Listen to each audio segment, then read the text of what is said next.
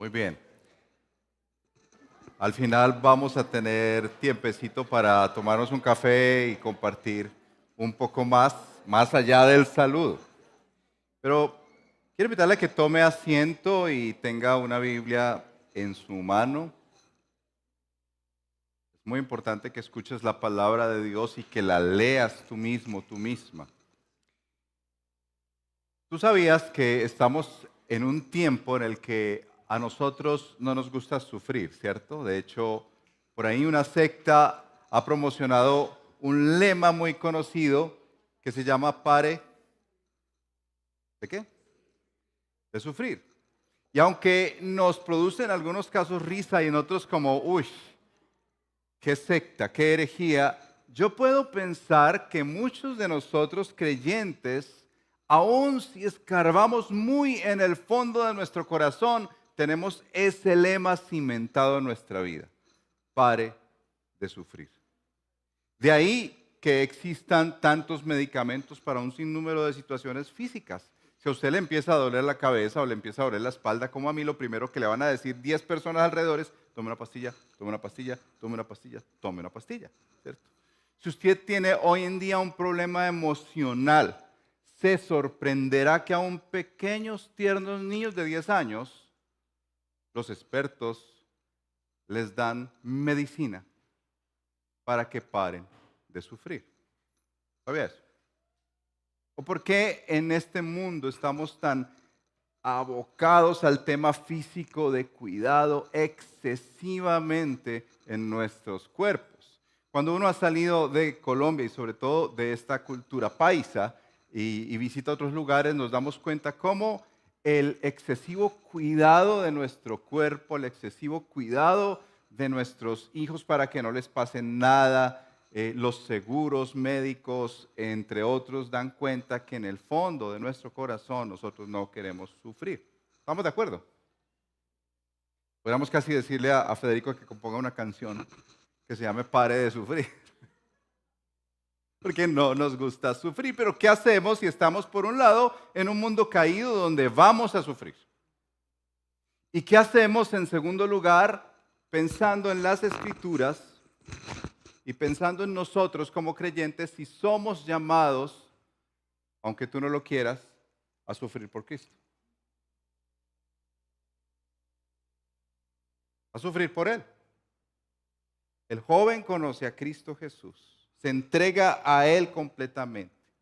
Decide vivir sus días y su vida a la luz de un llamado que Cristo Jesús le hace y tiene que enfrentarse contra su familia, contra sus compañeros, contra la sociedad que le dice, usted acaba de hacer un suicidio profesional y vocacional.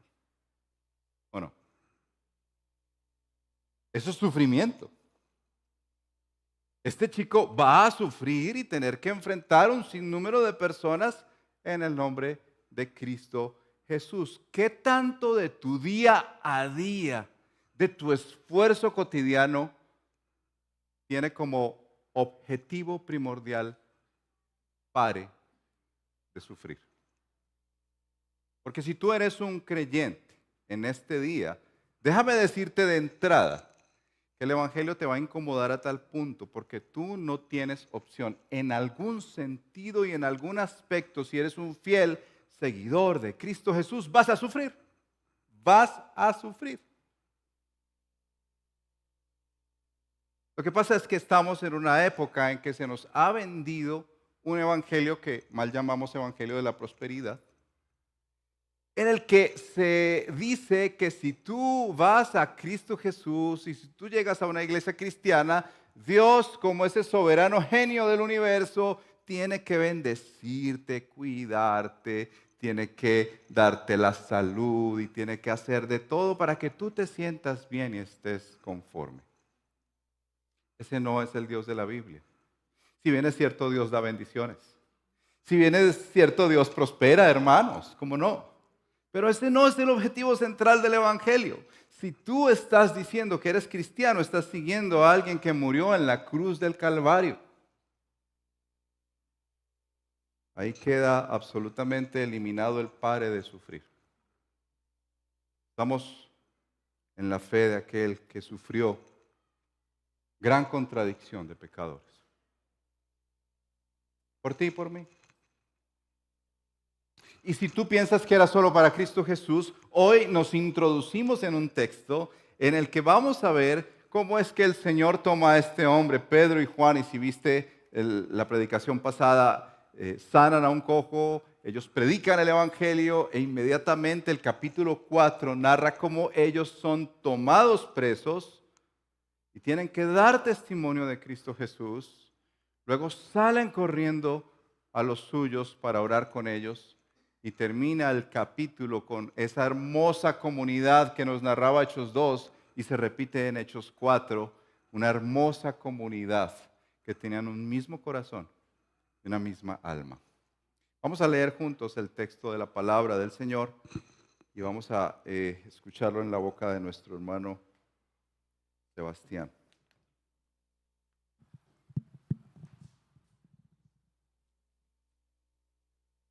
Hechos 4. Mientras Pedro y Juan hablaban al pueblo, se les echaron encima los sacerdotes, el capitán de la guardia del templo y los saduceos, indignados porque enseñaban al pueblo y anunciaban en Jesús la resurrección de entre los muertos. Les echaron mano y los pusieron en la cárcel hasta el día siguiente, pues ya era tarde. Pero muchos de los que habían oído el mensaje creyeron, llegando el número de los hombres como a 5,000. Sucedió que al día siguiente se reunieron en Jerusalén sus gobernantes, ancianos y escribas. Estaban allí el sumo sacerdote Anás, Caifás, Juan y Alejandro y todos los que eran del linaje de los sumos sacerdotes. Poniendo a Pedro y a Juan en medio de ellos, les interrogaban: ¿con qué poder o en qué nombre han hecho esto? Entonces Pedro, lleno del Espíritu Santo, les dijo: gobernantes y ancianos del pueblo, si se nos está interrogando hoy por causa del beneficio hecho a un hombre enfermo, de qué manera éste ha sido sanado, sepan todos ustedes y todo el pueblo de Israel que en el nombre de Jesucristo el Nazareno, a quien ustedes crucificaron y a quien Dios resucitó entre los muertos, por él este hombre se halla aquí sano delante de ustedes. Este Jesús es la piedra desechada por ustedes los constructores, pero que ha venido a ser la piedra angular. En ningún otro hay salvación, porque no hay otro nombre debajo del cielo dado a los hombres en el cual podamos ser salvos. Al ver la confianza de Pedro y de Juan y dándose cuenta de que eran hombres sin letras y sin preparación, se maravillaban y reconocían que ellos habían estado con Jesús. Y viendo de pie junto a ellos al hombre que había sido sanado, no tenían nada que decir en contra. Pero después de ordenarles que salieran fuera del concilio, deliberaban entre sí: ¿qué haremos con estos hombres?, decían. Porque el hecho de que un milagro notable ha sido realizado por medio de ellos es evidente a todos los que viven en Jerusalén y no podemos negarlo. Pero a fin de que no se divulgue más entre el pueblo, vamos a amenazarlos para que no hablen más a ningún hombre en este nombre. Cuando los llamaron, les ordenaron no hablar ni enseñar en el nombre de Jesús. Pero Pedro y Juan les contestaron: ustedes mismos juzguen si es justo delante de Dios obedecer a ustedes en vez de obedecer a Dios. Porque nosotros no podemos dejar de decir lo que hemos visto y oído. Y después de amenazarlos otra vez, los dejaron ir, no hallando la manera de castigarlos por causa del pueblo, porque todos glorificaban a Dios por lo que había acontecido, porque el hombre en quien se había realizado este milagro de sanidad tenía más de 40 años. Cuando quedaron en libertad, fueron a los suyos y les contaron todo lo que los principales sacerdotes y los ancianos les habían dicho. Al oír ellos esto, unánimes alzaron la voz a Dios y dijeron: oh Señor, tú eres el que hiciste el cielo y la tierra, el mar y todo lo que en ellos hay, el que por el Espíritu Santo, por boca de nuestro padre David, tu siervo, dijiste: porque se enfurecieron los gentiles y los pueblos tramaron, ¿por qué se enfurecieron los gentiles y los pueblos tramaron cosas vanas? Se presentaron los reyes de la tierra y los gobernantes se juntaron a una contra el Señor y contra su Cristo. Porque en verdad en esta ciudad se unieron tanto Herodes como Poncio Pilato, junto con los gentiles y los pueblos de Israel, contra tu santo siervo Jesús, a quien tú ungiste, para hacer cuanto tu mano y tu propósito habían predestinado que sucediera. Ahora, Señor, considera sus amenazas y permite que tus siervos hablen tu palabra con toda confianza, mientras extiendes tu mano para que se hagan curaciones, señales y prodigios mediante el nombre de tu santo siervo Jesús. Después que oraron, el lugar donde estaban reunidos tembló y todos fueron llenos del Espíritu Santo y hablaban la palabra de Dios con valor. La congregación de los que creyeron era de un corazón y un alma. Ninguno decía ser suyo lo que poseía, sino que todas las cosas eran de propiedad común. Con gran poder los apóstoles daban testimonio de la resurrección del Señor Jesús y había abundante gracia sobre todos ellos. No había pues ningún necesitado entre ellos, porque todos los que poseían tierras o casas las vendían, traían el precio de lo vendido y lo depositaban a los pies de los apóstoles, y se distribuía cada uno según su necesidad. Y José, un levita natural de Chipre, a quien también los apóstoles llamaban Bernabé, que traducido significa hijo de consolación, poseía un campo y lo vendió, trajo el dinero y lo depositó a los pies de los apóstoles. Amén. Esa es la palabra del Señor para nosotros en este día. Déjeme decirle que ha sido para mí una sorpresa increíble ir capítulo tras capítulo y ver en amplitud esto tan hermoso que presenta el escritor sagrado Lucas. Solo para que lo tengas en tu mente y te quede claro, la primera parte del verso 1 al verso 22 narra cómo es que ellos llegan a ser testigos del nombre de Jesús, testigos de Jesús mismo, testigos en medio de la oposición. Luego del verso 23 en adelante, tú puedes ver la oración que hacen ellos en el nombre de Jesús, el santo siervo Jesús, verso 23 al 31. El enfoque tan primordial en la oración como discípulos, y al final terminan mostrando cómo es que esta comunidad es tan hermosa, tan preciosa, con actos tan visibles de ser de un solo corazón y de una sola alma o mente, como dicen otras versiones. Lo primero que quiero mencionarte aquí es que este sufrimiento del que vivían estos dos discípulos, tanto Pedro como Juan, era un sufrimiento por Cristo Jesús, por caminar con Él, por hacer lo que Él les había pedido que hicieran. No es un sufrimiento como Pedro mismo dice en su primera carta, capítulo 4, verso 15, que nadie sufra como malhechor, como ladrón, como asesino o como entrometido. Esto debo clarificarlo porque en este mundo caído, ¿cuántos sufrimos por nuestro propio pecado? ¿Cuántos sufrimos por el pecado de otros? Esta es otra categoría de sufrimiento muy diferente y exclusiva para aquellos que Cristo ha salvado, ¿cierto? Este es un sufrimiento por causa de Jesús, lo que llamamos esa persecución de los creyentes. Quiero que mires por un momento cómo es que se gesta este asunto. Desde el verso 1 dice que mientras Pedro y Juan hablaban al pueblo, recuerdan que el pueblo se agolpó, se le echaron encima a estos personajes. Mira los personajes que aparecen ahí. Los sacerdotes, el capitán de la guardia del templo y los saduceos, una secta judía que creía que no había resurrección. Ellos los prenden y los agarran. Dice ahí el verso 3, les echan mano y los meten a la cárcel. Piensa tú que mandamos a Federico y a Juan José un día a La Ceja. Ustedes saben que La Ceja necesitamos mucha oración, es una zona muy religiosa de Antioquia. Y resulta que suben a Gracia y Verdad a orar. Y Federico dice en un momento a otro, se encuentra con un mendigo y le dice, no tengo ni plata ni oro, de lo que tengo te doy. Y se levanta ese cojo y empieza a andar, se agolpa la gente alrededor del Viva La Ceja y ahí toda la gente congregada empieza Federico a predicar el evangelio, a confrontarles, a llamarlos al arrepentimiento y a la confianza en Jesucristo, y aparecen ahí personajes como estos. Aparece un capitán de la guardia, aparecen los sacerdotes y le dicen, venga mijitos para la cárcel, y nos cuentan a nosotros que Federico y Juan José están en la cárcel. ¿Cómo se sentirían? ¿Cómo se sentiría Maribel? Ana, por Dios, ¿cómo se sentiría Ana? Y nos cuentan que están encarcelados.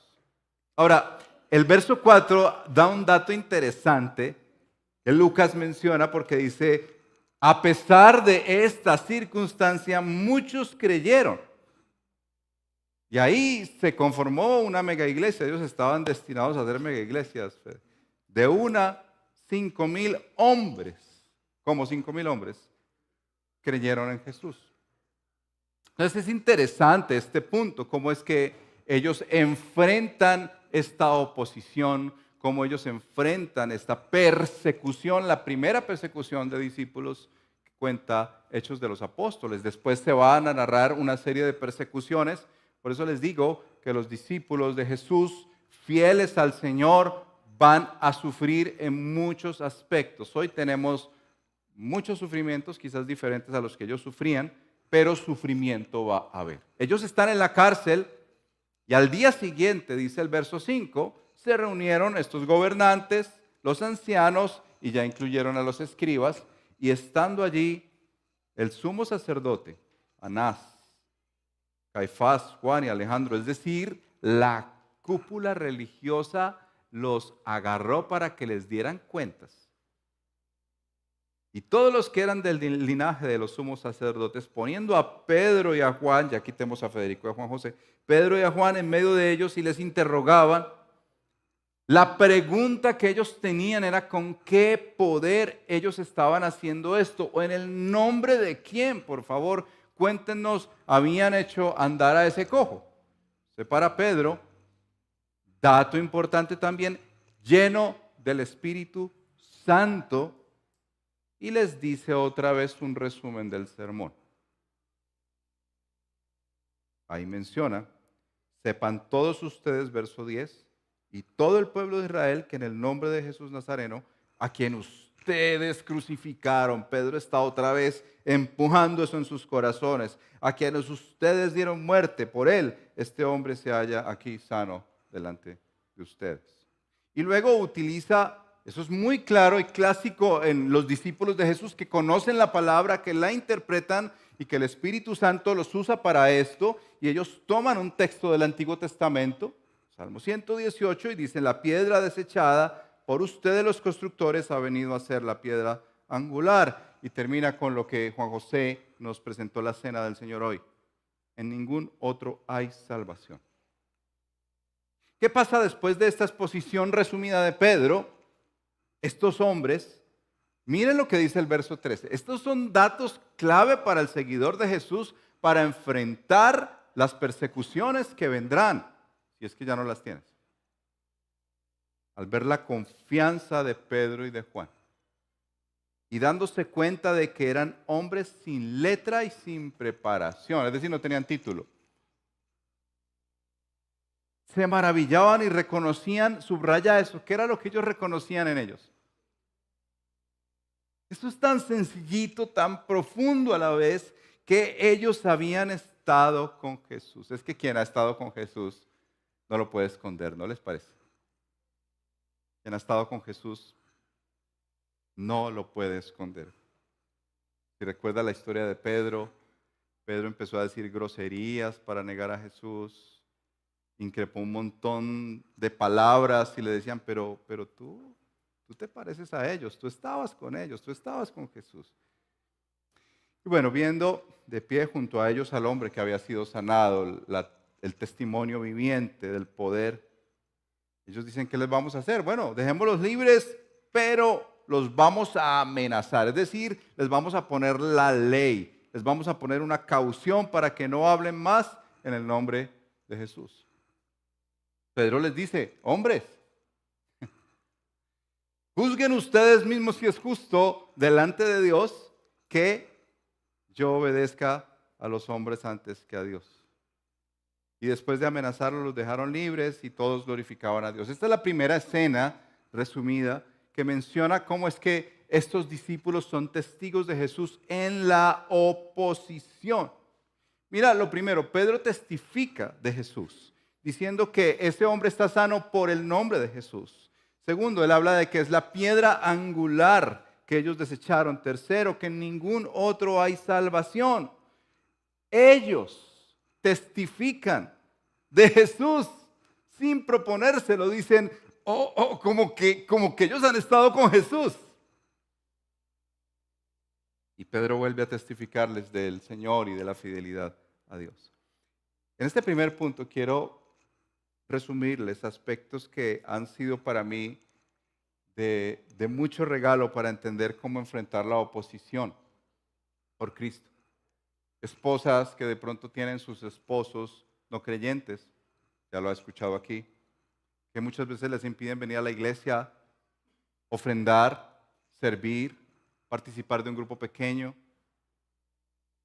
Trabajadores que sus jefes les impiden muchas cosas o los maltratan, compañeros de trabajo o aún sus mismos empleados. Cuando se enteran que es cristiano, ¡ay! Aquí nos vamos a aprovechar.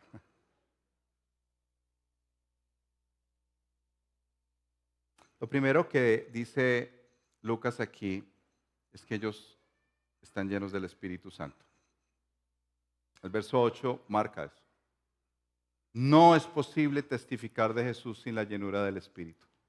Lee las veces que Lucas es insistente en contar, en mostrar cómo ellos eran llenos del Espíritu Santo. En este capítulo vuelve y narra cuando oran y el Señor responde a la oración y dice, y el Señor les llenó con el Espíritu Santo. Hoy, casualmente, en esto creemos, tenía el enfoque claro del Espíritu Santo y me alegra mucho saber que la palabra de Dios nos dice que debemos ser llenos constantemente del Espíritu Santo. ¿De qué estás lleno tú? El cristiano necesita estar lleno del Espíritu Santo. Es una oración que tú haces constantemente. Señor, lléname de tu Espíritu para poder enfrentar lo que tengo que enfrentar. Ellos, de una manera soberana, como este texto muestra, el Dios soberano, les llena del Espíritu Santo. Como cuando Jesús les dijo, no se preocupen, en ese momento sabrán qué decir. En ese momento se les dará palabra. Pero, oye bien esto, pedir que el Señor te llene del Espíritu es una tarea tuya y mía. Que seamos llenos del Espíritu Santo. Es una marca distintiva de los discípulos de Jesús. No lo hacen en sus fuerzas, no lo hacen en sus capacidades, sus intelectos, sus aprendizajes doctrinales, lo hacen en el poder del Espíritu Santo. En la llenura del Espíritu Santo. Y eso abre todo esto que puedes ver. Por ejemplo, el verso 13, ellos reconocen que tenían valentía, osadía. Hermanos, seamos sinceros. Puede haber aquí gente muy, le llamo yo muy bravita, muy santanderiana. Y decir, yo voy a enfrentarme. Pero cuando llega realmente la capacidad de enfrentar, la oportunidad, de enfrentarse a alguien que está opuesto a Cristo, con esa valentía humana tú no vas a poder. Tú necesitas que eso venga de lo alto para poder pararte y testificar, así tú seas tímido, tímida. Yo conozco personas que dicen, pastor, es que usted no sabe, yo soy muy tímido para hablarle a otros de Jesús. Yo soy muy tímido para confrontar la maldad de otros en el favor de que conozcan a Cristo Jesús. Pedro y Juan. Quizás Pedro era más arrojado que Juan, pero los dos son llenos del Espíritu Santo y con osadía, con valentía enfrentan esta oposición. Ellos no eran hombres letrados, imagínense, se los iban a comer vivos todos esos personajes que escribe aquí Lucas, que estaban Anás, Caifás, Juan y Alejandro, y todos los del linaje de los sumos sacerdotes. Imagínense enfrente, como esos programas de televisión de hoy en día, La Voz, ¿han visto La Voz? Que estaban al frente 3 jurados, pues ellos tenían por ahí 20 jurados enfrente. Estudiosos del Antiguo Testamento. Sabían la ley perfectamente en sus mentes. Y estos dos hombres del vulgo, iletrados, sin ningún título que pudieran mostrar en el mundo diciendo, es que yo tengo un PhD en Cambridge, en Antiguo Testamento. Por eso tengo la autoridad para decirles esto. No, tenían al Espíritu Santo que les dio valentía. Pero no solo eso. Ellos hablaban de alguien que conocían. No como Job en todo su libro que dice que de oídas te había oído. Ellos hablaban de alguien que conocían personalmente. Este dato que ellos dicen que ellos estaban con Jesús es importante, pero más importante, cuando tú lees en el verso 20, cuando ellos dan testimonio, dicen, porque nosotros no podemos dejar de decir lo que hemos visto y oído. La fe no se trata solo de memorizar e ir a cultos. La fe se trata de tener una relación personal e intransferible con Cristo Jesús. Por eso siempre recordaremos que nuestros hijos que nacen en cuna cristiana no son cristianos porque nacen en cuna cristiana. Las personas son cristianas porque no hay otro nombre bajo el cielo dado a los hombres en el cual puedan ser salvos.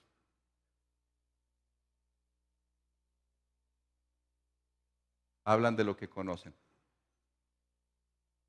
Entonces son llenos del Espíritu Santo. En segundo lugar, con valentía.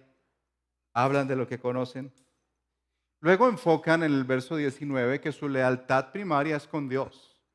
Y déjeme decirle esto, tal vez a usted le choque profundamente, pero si su hijo se levanta en contra suya porque está a favor de Dios y usted le está diciendo cositas que no son de la palabra de Dios, ese hijo suyo va a tener que decir lo mismo que Pedro y de Juan.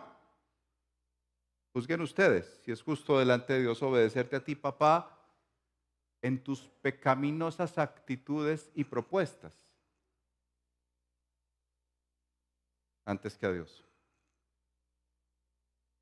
Eso abre la puerta cuando uno está lleno del Espíritu Santo a que uno pueda recordar que la lealtad primaria es con Dios. No con una empresa, no con un gobierno, ni siquiera con una iglesia. Tu lealtad primaria, si eres creyente, ni siquiera es con tus padres, con todo y que amamos a nuestra mamá, ¿cierto? Profundamente. Tu lealtad primaria es con Dios. Y yo sé que de pronto aquí me pueden tirar piedras, espero que me dejen terminar el sermón. Tu lealtad primaria es con Dios. Y termina esta muestra en la confianza en el Evangelio. Mira los versos 10 al 12. Ellos saben de qué están hablando y lo entienden y lo articulan. Su defensa de la fe está bañada de palabra. Ellos saben que la piedra que desecharon es Cristo Jesús. Esa piedra preciosa sobre la que se erige la iglesia. Ellos saben claramente de lo que hablan porque estaban predicando sobre Jesús y este resucitado. Eso fue lo que suscitó todo este problema. Entonces no olviden cómo estos discípulos enfrentan la oposición en primer lugar, llenos del Espíritu Santo, que desencadena en valentía, en hablar de Cristo Jesús a quien conocen personalmente, mostrando que su lealtad primaria es con Dios y que confían en el poder del Evangelio. ¿Qué nos quiere decir en primer lugar con este punto la historia que Lucas narra? Tengo esas preguntas que sigo orando por mí y por la iglesia. ¿En qué sentido nuestro cristianismo aquí en el poblado necesita entender esto? ¿Qué piensas tú de sufrir por Cristo de esta manera? ¿Lo has experimentado?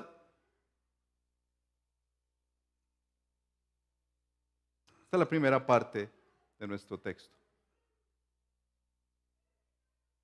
Ser testigos de Jesús, aún en la adversidad, en el poder del Espíritu. La segunda parte que también nos habilita a nosotros es la oración.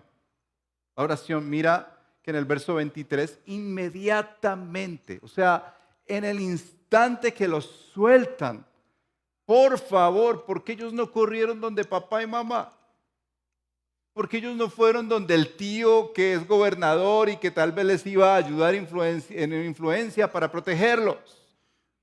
Porque ellos no corrieron directamente donde sus familiares más cercanos. Si tú lees el texto, cuando quedaron en libertad, ¿a dónde fueron? A ver, acláreme eso. Que Federico y Juan José son sueltos de la cárcel. Y lo primero que hacen no es ir donde Maribel y Ana Isabel. Bueno, ellos tienen esas también hermanas como esposas. Pero que vienen corriendo a la iglesia donde los hermanos. Esto nos muestra un dato importante de la nueva familia a la cual los cristianos somos adheridos.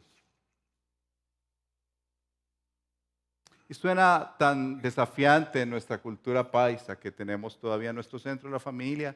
A pesar de los años, tú verás que nosotros seguimos siendo familicéntricos. Si tú vas a otras culturas como la bogotana o fuera de Colombia, te darás cuenta que infortunadamente es el otro extremo. No se tienen en cuenta los padres, no se tienen en cuenta las familias. Pero aquí el poder todavía lo tiene la familia. Amén, que nosotros estamos en favor de la familia. No me va a malinterpretar ni va a poner un pedacito del sermón en TikTok diciendo que yo estoy en contra de la familia, no. Pero lo que quiero decir es que la nueva familia en la fe son los que yo puedo llamar los míos. A los suyos fueron. Salieron corriendo a los suyos. Esto es supremamente vital para nosotros como creyentes. Aquí en Medellín, acá en el poblado. La nueva familia en la fe. ¿Qué diría tu familia? Déjame empujar un poco más esto, como alguien dice, estiro el chicle un poquito más. ¿Qué diría tu familia? Si vas y les dices esto, familia que no es creyente, mira, es que estaba en La Ceja acompañando a Federico y estábamos predicando el Evangelio de nuestro Señor Jesucristo y nos metieron a la cárcel. Hasta azotes nos dieron. ¿Qué te diría un papá no creyente? ¿Qué te diría un familiar no creyente? Bruto. Bruto, pare de sufrir, sálgase de esa iglesia. Venga que aquí lo tratamos mejor. ¿Mm? Ellos van a los suyos y oran juntos. Ellos deciden orar juntos. Es la primera marca de esta familia en la fe. No es solo sentarse a escuchar la historia, a pensar quién tuvo la culpa, ¿cierto? Yo les dije que no fueran.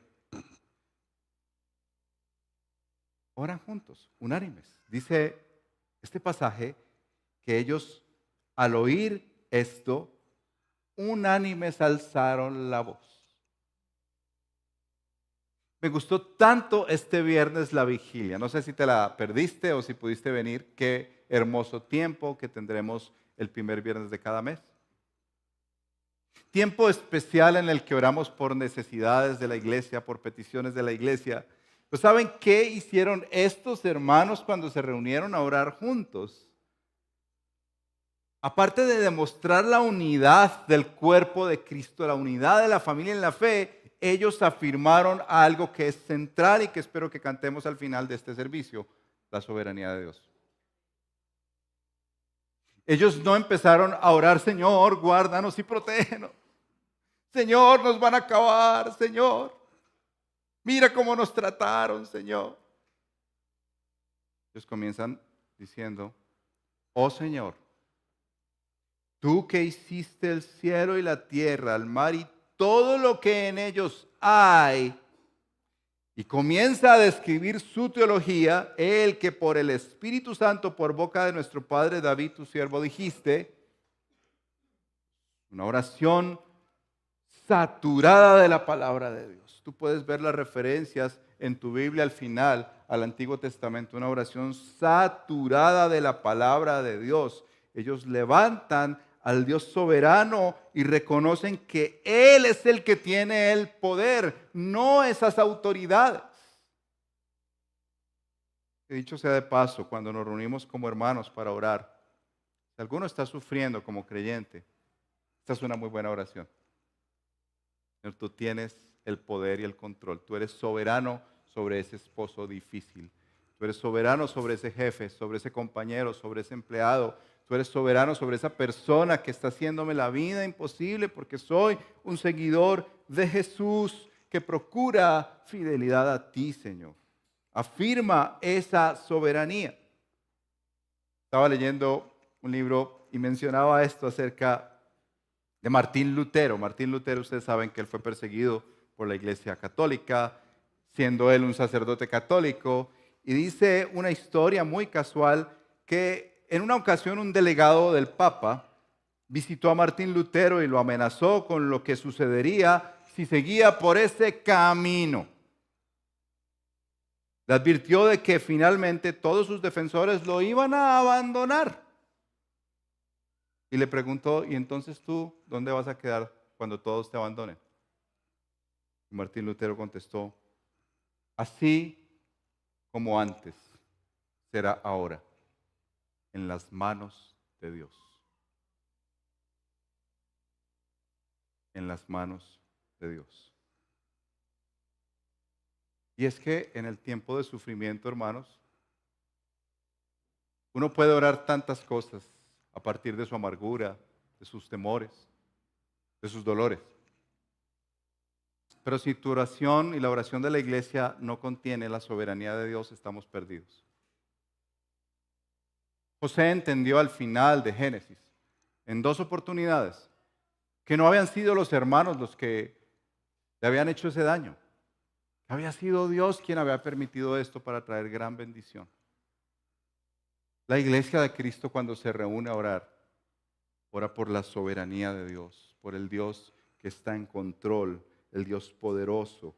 Y así, saturada de la palabra de Dios, miren las peticiones rápidamente. Una petición tiene que ver, ¿sí la leyó?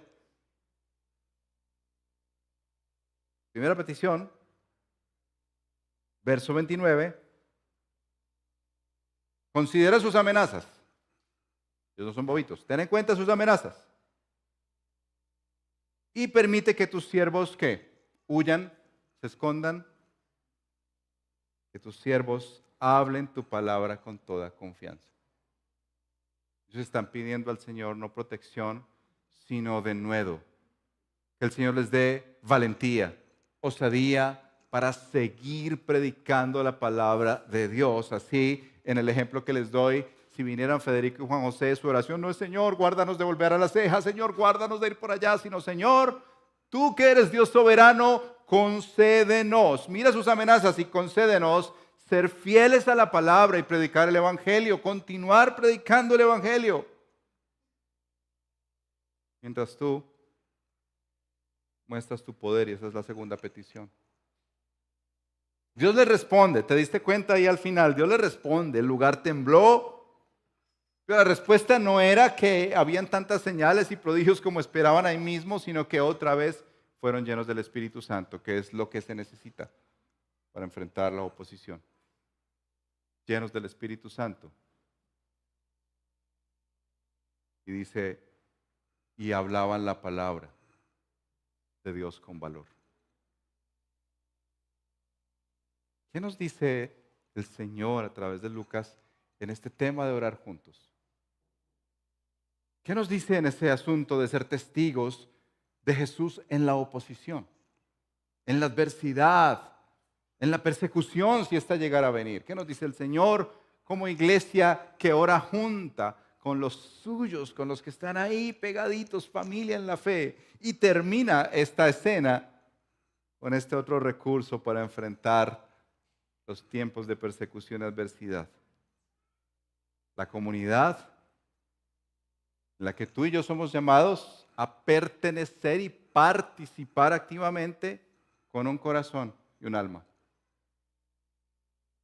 Estas expresiones de Lucas dejan ver el hecho de que en el Nuevo Testamento, en muchos pasajes, por ejemplo, Pablo en Filipenses dice que ellos sean de un mismo sentir, que tengan esa misma manera de pensar, el deseo de participar de una comunidad que está en unidad, no uniformidad, en unidad. Mismo corazón y misma alma. Y aquí se ve en 2 aspectos fundamentalmente. Uno muy visible y tangible, la generosidad. Por generosidad, me deja explicarle rápidamente, no estoy hablando de la ofrenda, que es lo que el Nuevo Testamento enfatiza, la ofrenda de los santos para el Evangelio y la extensión de las nuevas iglesias que comienzan. esa ofrenda que no necesariamente es un porcentaje como el 10, pero no será menos que eso. Está hablando de generosidad referido a algo sacrificial. Si tú ves en el pasaje, dice, ninguno decía ser suyo lo que poseía, sino que todas las cosas eran de propiedad común. Tanto que mencionan a Bernabé como un hombre que tenía un terrenito. Y ahí el pastor Federico nos hablará el otro domingo de una pareja que tenía otro terrenito. Pero este es de un hombre que tenía un terrenito y decidió venderlo y poner el dinero a los pies de los apóstoles. Era una práctica para decir que había una bolsa en común. No era solo que se distribuía el que quisiera, sino que había una bolsa en común, que tal vez había un presupuesto y se organizaba para la extensión del Evangelio y para la administración de los necesitados. Era muy claro y plausible que un solo corazón y una sola alma se veía en la generosidad. Déjeme decirle que el punto aquí no es necesariamente un porcentaje o cuánto se da, sino cuánto yo aprecio a Cristo y a su iglesia. Cuánto yo aprecio su obra. Es tan clave este hecho que en las Escrituras, mira cómo se menciona. Gálatas 6:10 dice, hermanos, hagamos bien a todos según tengamos oportunidad, especialmente a los de la familia en la fe. Primera de Juan 3:17 dice, el que tiene bienes de este mundo y ve a su hermano, está hablando de cristianos, y ve a su hermano tener necesidad y cierra contra él su corazón, ¿cómo puede morar el amor de Dios en él? Santiago 2:15 dice, si un hermano o una hermana no tiene ropa y carece de sustento diario, y uno de ustedes les dice, vayan en paz, caliéntense y sáciense, pero no les da lo necesario para su cuerpo, ¿de qué sirve? ¿Se dan cuenta? Esto visible es muy importante para entender a la comunidad de la cual el Señor nos ha llamado a ser parte y cómo nosotros somos invitados a participar en suplir las necesidades de otros hermanos. ¿Tú sabes si algún hermano aquí tiene necesidad? ¿Tú sabes si algún hermano ha perdido el trabajo o está en una crisis? Desde pandemia, algunos hermanos tuvieron que abrir restaurantes. Yo recuerdo, por ejemplo, los hermanos Diego y Dulce que abrieron Sazón de Panas. ¿No sería esa manera de ser generosos yendo tal vez un domingo o en semana a comer en el restaurante de ellos para ayudarles? Tenemos también a Juan Pablo y Luz Day, que ellos abrieron. Yo soy uno de los que ha disfrutado mucho sus hamburguesas. Un momento difícil de su vida. Ellos todavía están en ese proceso de recuperarse financieramente. ¿No será que textos como estos nos hacen pensar visiblemente en maneras de ayudar a los hermanos para que no haya necesidad en medio nuestro? ¿Conoces a alguien que ha perdido el trabajo acá o que está en un momento de salud tan difícil que le cuesta? Yo veo, por ejemplo, a Lisette que está en una recuperación de operación. Usted no sabe si de pronto ya tiene la facilidad para cocinar o no. Lisette está aquí al frente mío con 2 muletas. Juan Parito, una dama que en estos días va a cumplir 86 años, que viene solamente cuando puede.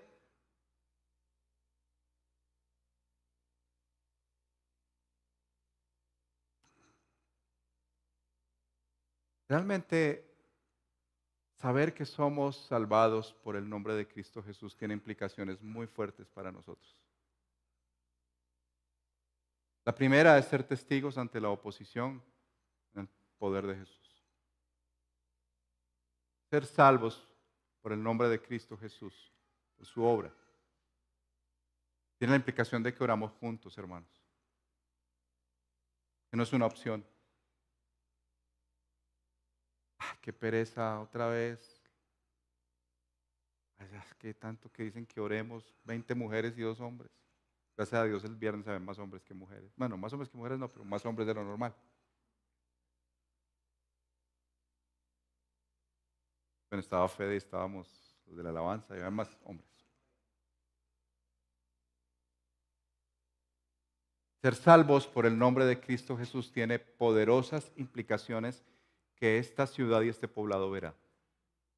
Al tú dar testimonio en el nombre de Cristo Jesús, al venir corriendo a los tuyos a orar, es que no es opcional. Ay, qué pereza. Tanto que me dicen que saluda el de al lado. No, no es opcional, hermanos, son los nuestros. Cuando yo hago alguna broma, hay jóvenes acá que me dicen, usted es de los nuestros. Yo les digo, no, si soy cristiano, tú eres de los nuestros. Si eres cristiano y yo soy cristiano, somos de los nuestros. Somos de los de la familia en la fe. Y por eso Lucas termina con esta comunidad hermosa, preciosa, que muestra primero la generosidad y en segundo lugar la evangelización. Verso 33, con gran poder. Los apóstoles daban testimonio. Ellos no pararon, hermanos, ellos no pararon. Habían necesidades, amén, atendamos las necesidades, pero sigamos predicando el evangelio. De hecho, más adelante se verá, este verso se ve ampliado porque ellos tenían un problema de atender a las viudas y no vamos a predicar eso hoy, llegará el momento y tuvieron que decidir escoger varones de buen testimonio, llenos del Espíritu Santo otra vez, para que pudieran atender las mesas mientras los apóstoles se dedicaban a predicar la palabra y a orar.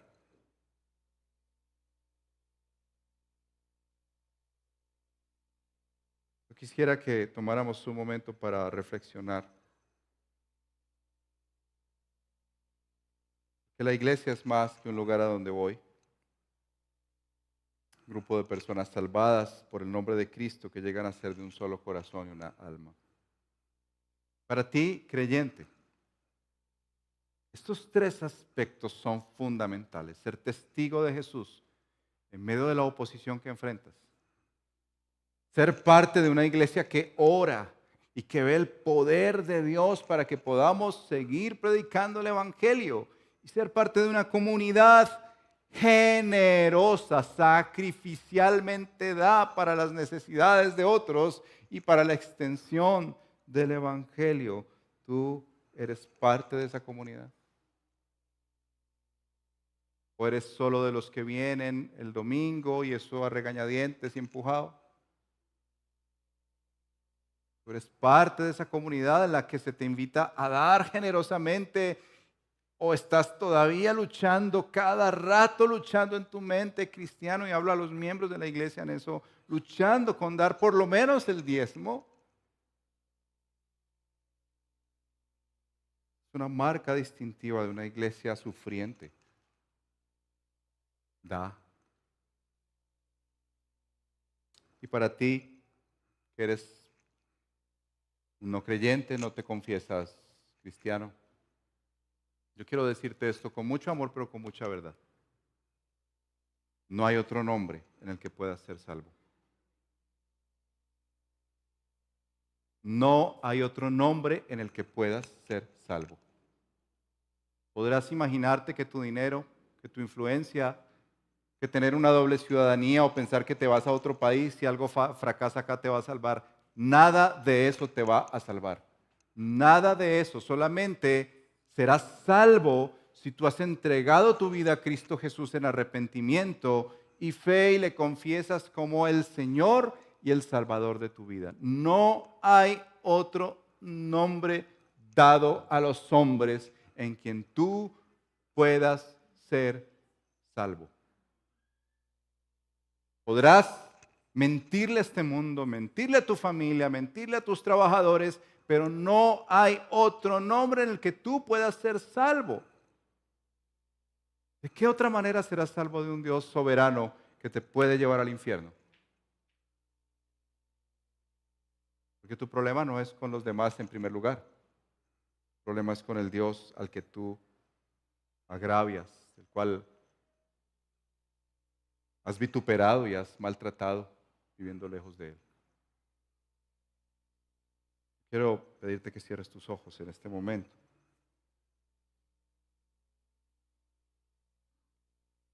Y si tú eres creyente, quiero invitarte a que si este pasaje te ha llevado a arrepentirte de algo,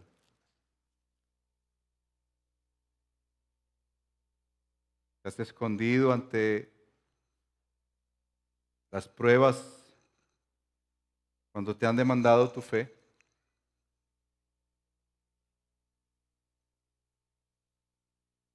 buscar a los tuyos como hermanos en Cristo es la última opción antes que otras personas, familiares, amigos, compañeros, y menos la oración.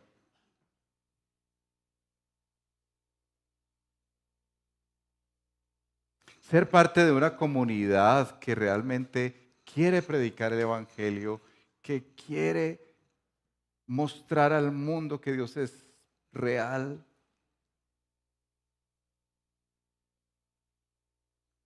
Que hay elementos de una generosidad radical, de la cual Dios te llama a ti, si eres parte de esta iglesia, a hacerlo.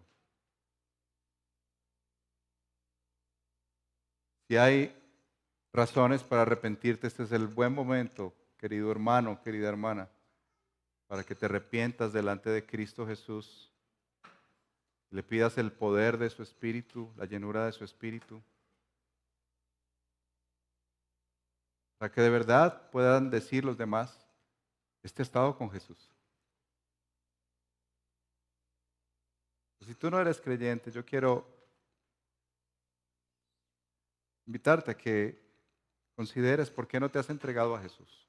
Si no hay otro nombre dado a los hombres. ¿Qué detiene esa entrega? El que dirán en tu casa, el que dirán en tu trabajo. ¿Lo vale? ¿Vale eso? Más que vivir una vida sin Dios y una eternidad sin Él. Cierra tus ojos y oramos.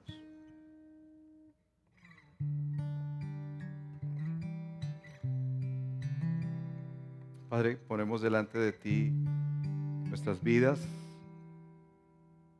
reconociendo, Señor, que como iglesia necesitamos entender mejor el lugar que ocupa el Espíritu Santo y su llenura, para que podamos enfrentar las adversidades de este mundo caído, Señor, en el que rechaza tu nombre, Señor. Y de entrada ya eso es una oposición muy grande para un cristiano que ha sido hecho sal y luz en medio de la oscuridad. Necesitamos ser llenos de tu Espíritu Santo, Señor.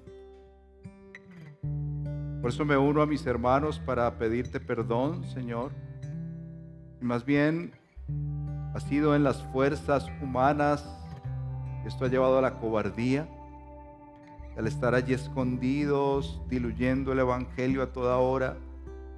El Evangelio chévere para que nadie se ofenda, el cual no hablamos de pecado, de entrega y arrepentimiento, sino de un Dios bueno, que te ama, que solo quiere darte cosas buenas. Eso es verdad, Señor, que tú eres bueno, pero nunca tendrás por inocente al culpable, Señor. Perdón, Señor, cuando despreciamos esas veladas contigo, porque no nos damos cuenta que somos tu amada, tu novia, con la que te desposas, Señor, y que quieres entrar en intimidad, en oración con las tuyas, Señor, en todo tiempo, cuanto más en la adversidad. Perdónanos, Señor, por menospreciar la iglesia que se reúne en nombre tuyo, que toma la cena en nombre tuyo, pero que aún así no le importa al hermano, no le importa dar, no le importa testificar, Señor. Perdona nuestra maldad, Señor. Y oro por aquellos que no te conocen, Señor. Recuérdales todo este día, todos estos días, que no hay otro nombre Solo el nombre de Cristo Jesús, en su obra, en la cruz del Calvario, en la resurrección, en el que podamos ser salvos. Que nos demandas arrepentirnos de nuestros pecados, primero contra ti, Señor. Claro que contra otros también. Pero que nos llamas a confiar en ti, Señor. A creer que tú eres el Dios que nos sostiene, como tomábamos la cena hoy, sea que hayamos hecho cosas buenas o cosas malas, Señor. Que tu plan precioso es limpiarnos, santificarnos, transformarnos a la estatura de tu Hijo. Te lo pedimos en tu nombre, porque no hay otro nombre, Jesús, en quien podamos orar.